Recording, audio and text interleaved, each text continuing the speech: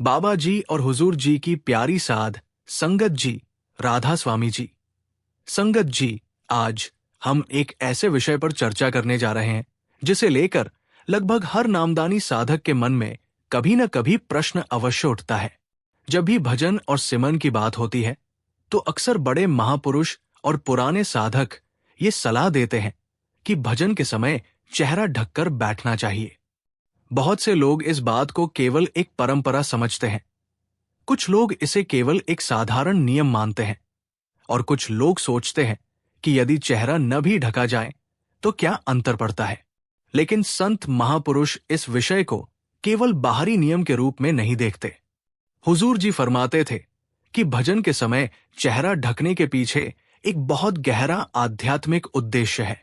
यदि साधक इस उद्देश्य को समझ ले तो उसका भजन पहले की तुलना में अधिक स्थिर, अधिक शांत और अधिक एकाग्र होने लगता है। हुजूर जी कहते थे कि सबसे पहले ये समझना आवश्यक है कि भजन केवल आंखें बंद करके बैठने का नाम नहीं है। भजन आत्मा को बाहर की दुनिया से हटाकर भीतर की ओर मोड़ने का अभ्यास है। पूरे दिन हमारी आंखें, कान और मन संसार की ओर लगे रहते हैं। हम लोगों को देखते हैं, बातें सुनते हैं। अनेक प्रकार के दृश्य हमारे मन पर प्रभाव डालते हैं। जब हम भजन में बैठते हैं तो उसी समय मन तुरंत भीतर नहीं लौटता, वो बार बार बाहर की ओर भागता है। इसलिए संत महापुरुष ऐसे छोटे छोटे उपाय बताते हैं जो मन को जल्दी शांत होने में सहायता करते हैं। चेहरा ढकना भी उन्हीं उपायों में से एक माना जाता है। संगत जी, अब एक सुंदर उदाहरण से समझिए।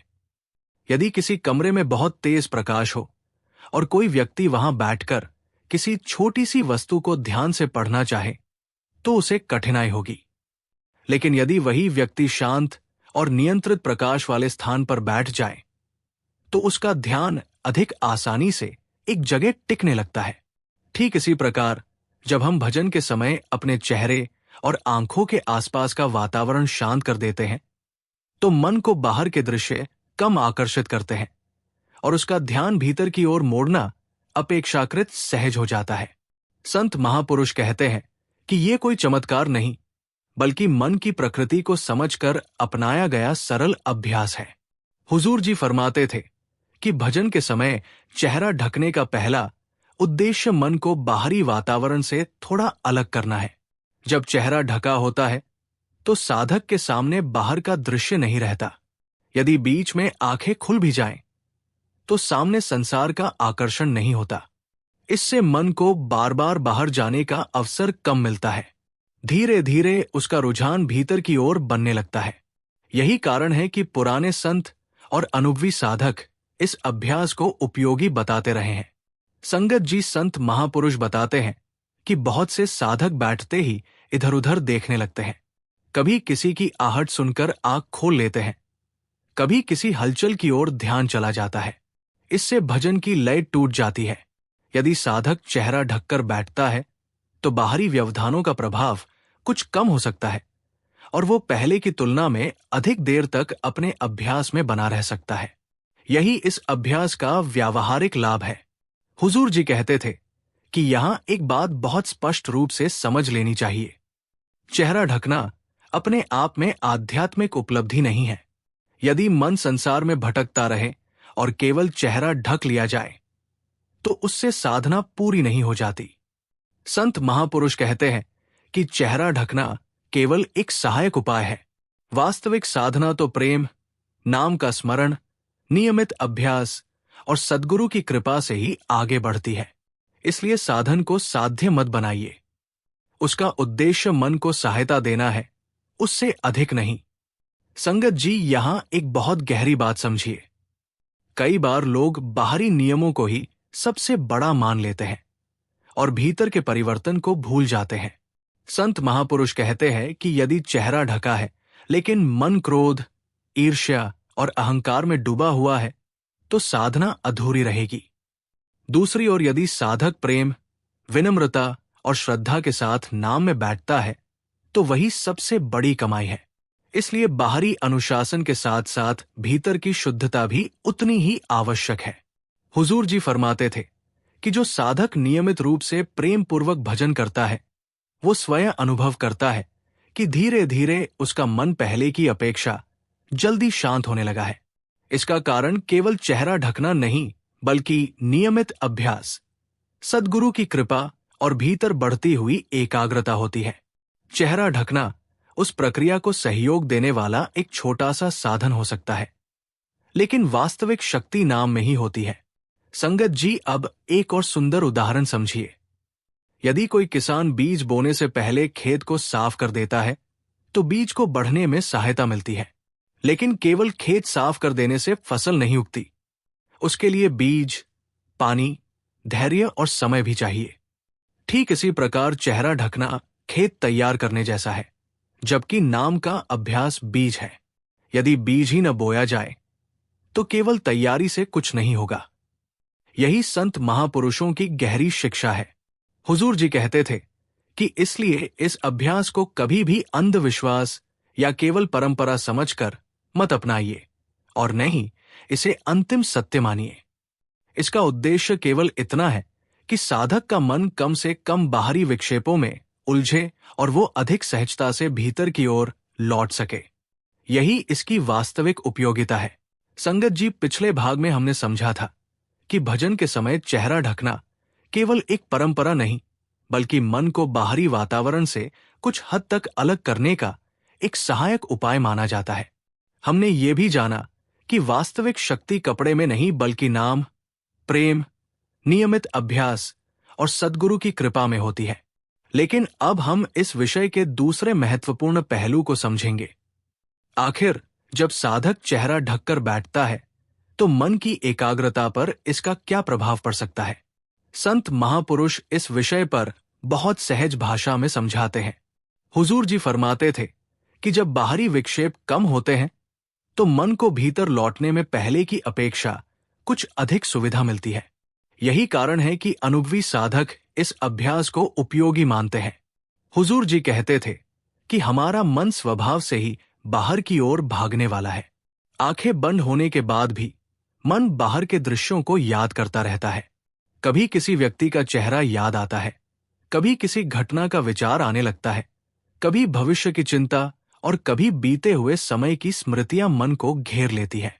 संत महापुरुष बताते हैं कि यदि साधक बैठने से पहले वातावरण को शांत बना ले, शरीर को स्थिर रखे और चेहरा ढककर मन को संकेत दे कि अब संसार के कार्य समाप्त हो गए हैं, तो मन धीरे धीरे भीतर की दिशा स्वीकार करने लगता है।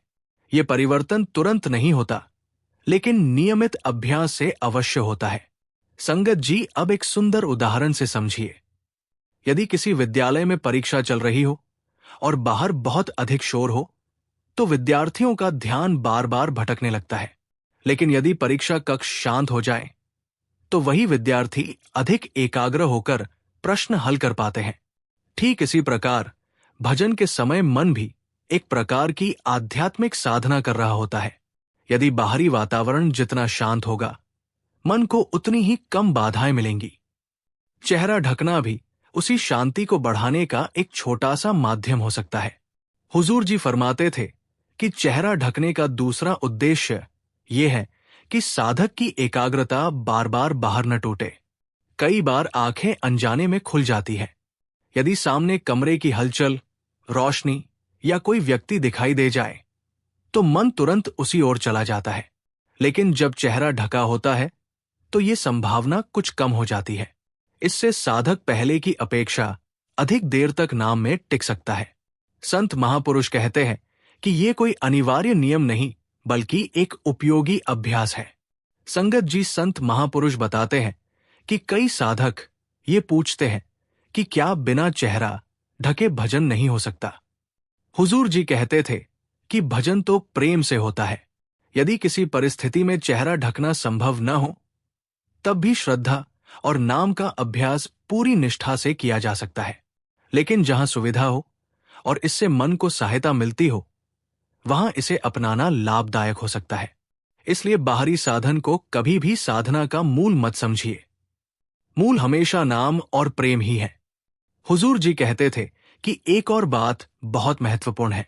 जब साधक चेहरा ढककर बैठता है, तो उसके भीतर एक मनोवैज्ञानिक संकेत भी जाता है कि अब ये समय केवल भजन का है।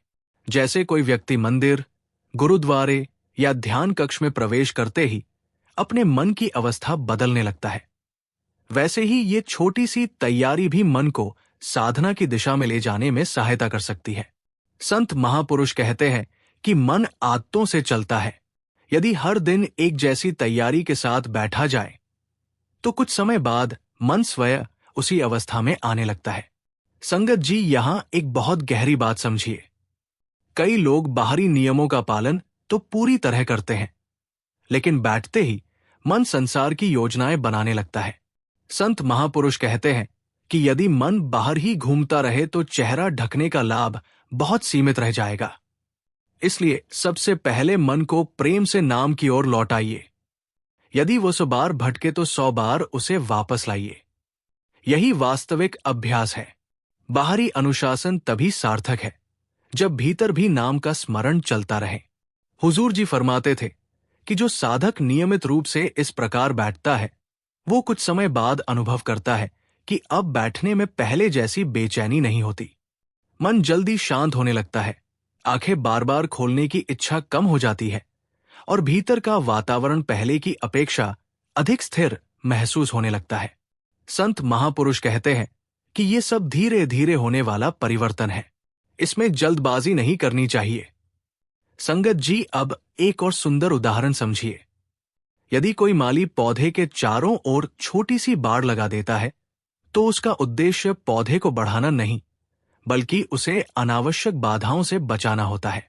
पौधे को बढ़ाने की शक्ति तो मिट्टी, पानी और सूर्य से आती है।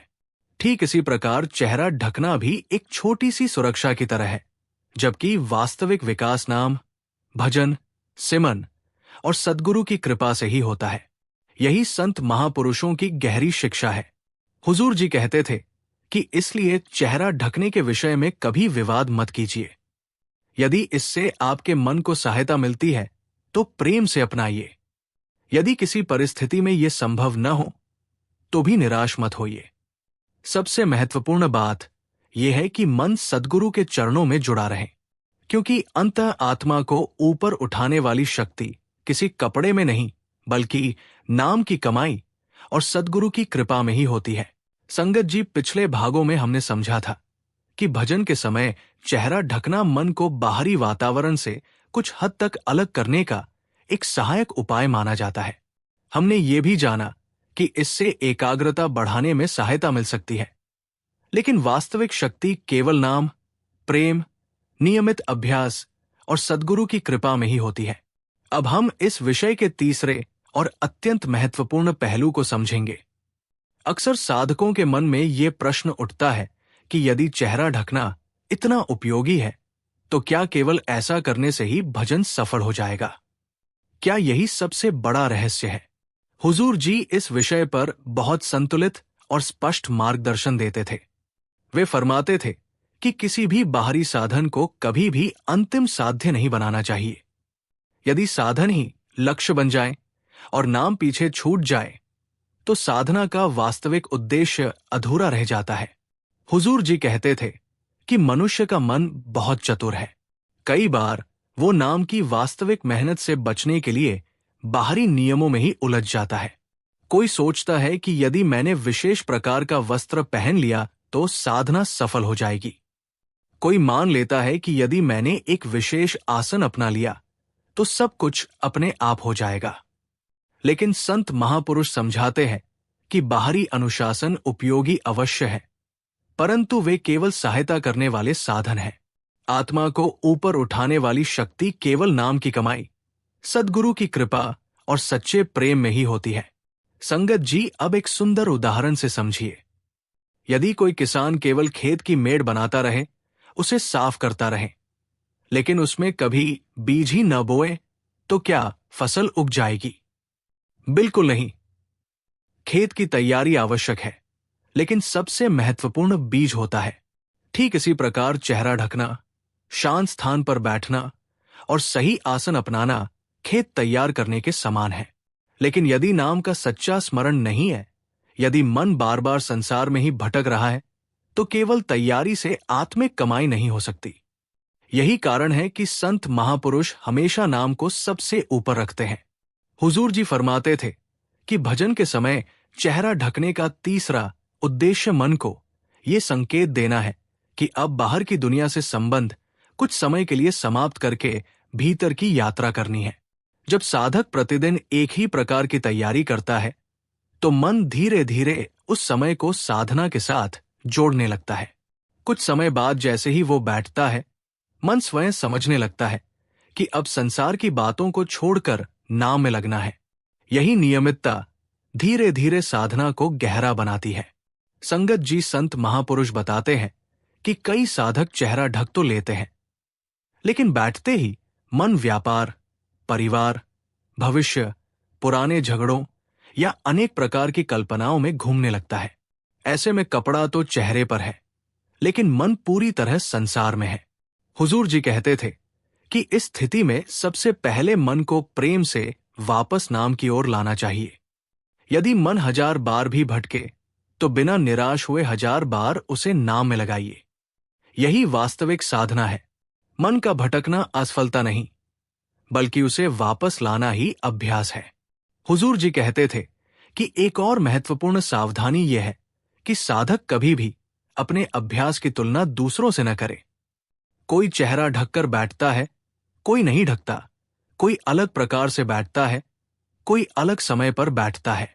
संत महापुरुष कहते हैं कि इन बातों से अधिक महत्वपूर्ण यह है कि भीतर प्रेम कितना है।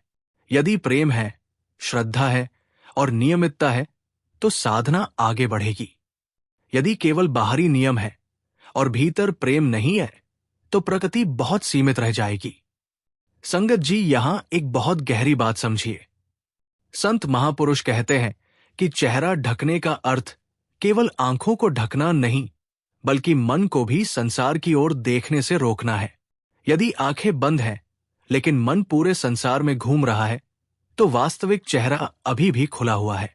और यदि मन प्रेम पूर्वक नाम में जुड़ गया है, तो वही सबसे बड़ी साधना है। इसलिए संत महापुरुष बाहरी अनुशासन के साथ साथ भीतर की जागरूकता पर भी बराबर बल देते हैं। हुजूर जी फरमाते थे कि जो साधक नियमित रूप से इस प्रकार भजन करता है, वो धीरे धीरे अनुभव करता है कि अब बैठते ही मन पहले की अपेक्षा जल्दी शांत होने लगता है। आंखें बार बार खोलने की इच्छा कम हो जाती है। बाहरी आवाजें पहले जैसी परेशान नहीं करती। इसका कारण केवल चेहरा ढकना नहीं, बल्कि लगातार किया गया अभ्यास होता है। अभ्यास मन को नया संस्कार देता है और वही संस्कार आगे चलकर साधना को सहज बना देता है। संगत जी अब एक और सुंदर उदाहरण समझिए।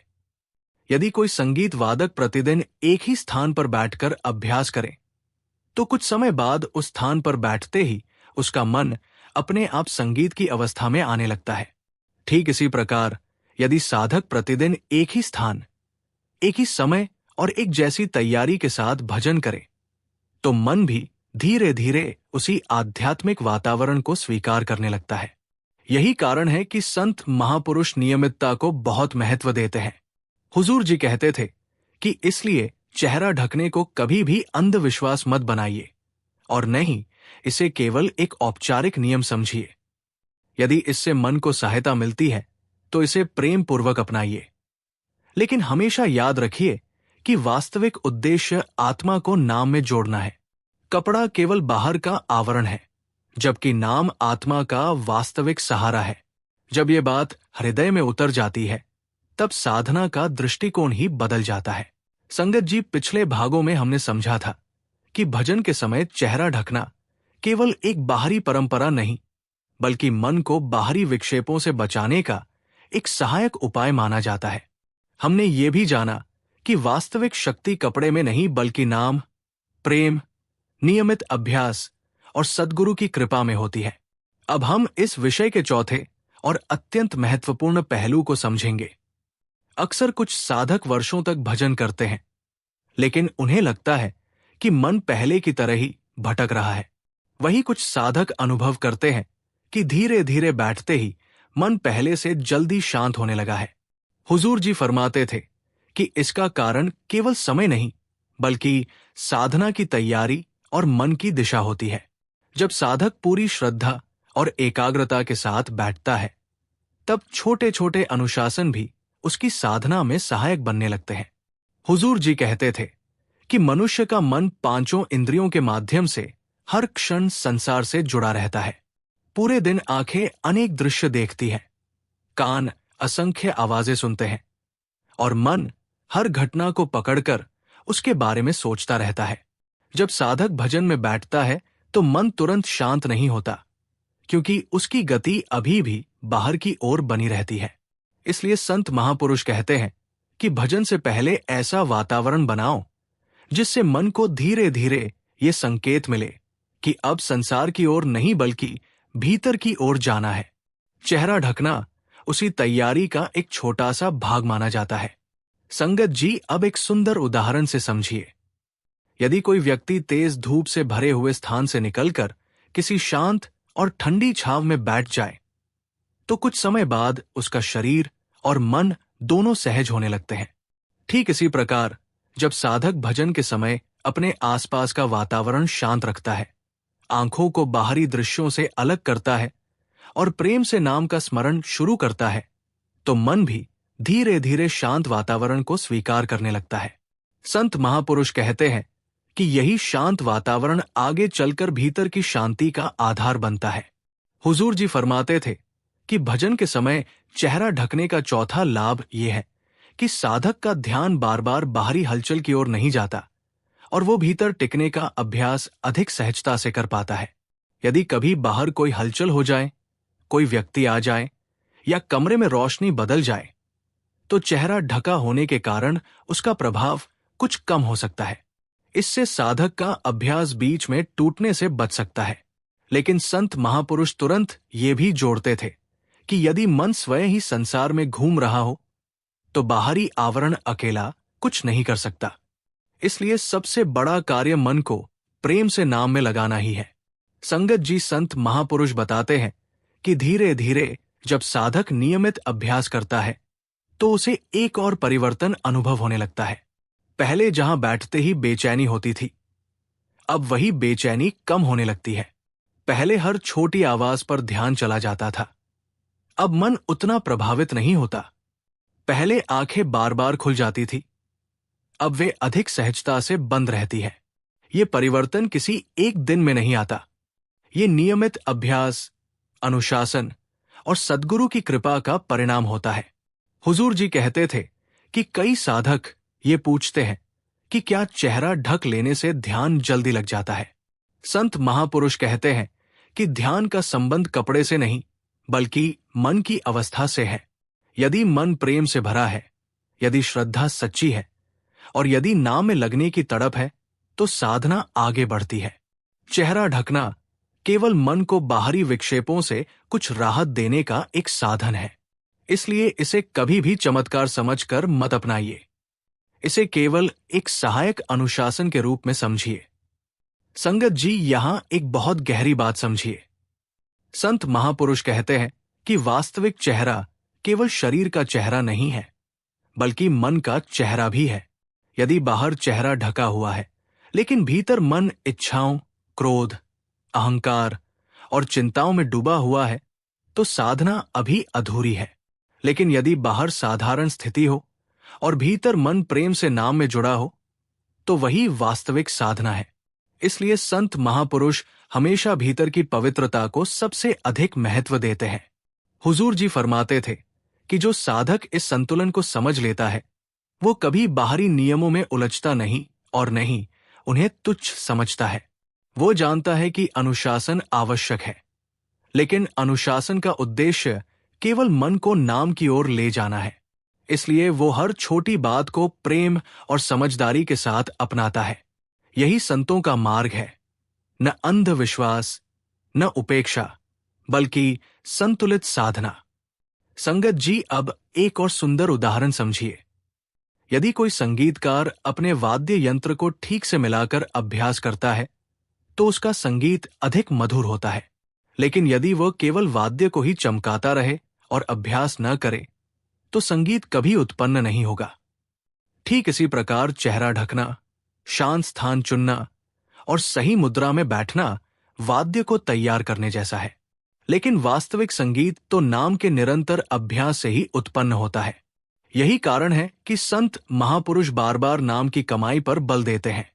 हुजूर जी कहते थे कि इसलिए यदि आप चेहरा ढककर बैठते हैं तो ये भावना रखिए कि अब कुछ समय के लिए मैं संसार की ओर नहीं बल्कि अपने सद्गुरु की ओर मुड़ रहा हूं। ये भावना ही साधना को गहराई देती है। जब भावना शुद्ध होती है तब छोटा सा अनुशासन भी आत्मा की यात्रा में सहायक बन जाता है। संगत जी भजन और सिमरन के समय चेहरा ढकना किसी अंधविश्वास का विषय नहीं बल्कि मन को बाहरी विक्षेपों से बचाने का एक सहायक उपाय माना जाता है। हमने ये भी जाना कि इससे साधक को एकाग्रता बनाए रखने में सहायता मिल सकती है। लेकिन वास्तविक शक्ति केवल नाम, प्रेम, नियमित अभ्यास और सद्गुरु की कृपा में ही होती है। अब प्रश्न ये है कि इस पूरे विषय का वास्तविक निष्कर्ष क्या है? आखिर संत महापुरुष हमें क्या संदेश देना चाहते हैं? हुजूर जी फरमाते थे कि यदि साधक केवल बाहरी नियमों तक सीमित रह गया और भीतर नाम का प्रेम नहीं जागा तो उसकी साधना अधूरी रह जाएगी। लेकिन यदि भीतर प्रेम जाग गया, नाम का स्मरण सच्चा हो गया और मन धीरे धीरे संसार से हटकर सद्गुरु की ओर मुड़ने लगा तो वही साधना का वास्तविक उद्देश्य है। हुजूर जी कहते थे कि बहुत से लोग छोटी छोटी बातों पर बहस करने लगते हैं। कोई कहता है कि चेहरा ढकना आवश्यक है, कोई कहता है कि इसकी आवश्यकता नहीं है। लेकिन संत महापुरुष कहते हैं कि इन बातों में विवाद करने के स्थान पर यह देखो कि तुम्हारा मन नाम में कितना लगता है। यदि चेहरा ढकने से तुम्हें सहायता मिलती है तो प्रेम से अपनाओ। यदि किसी परिस्थिति में ऐसा संभव नहीं है तो भी निराश मत हो।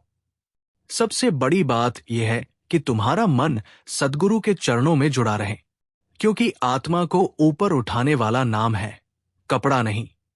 संगत जी अब एक सुंदर उदाहरण से समझिए।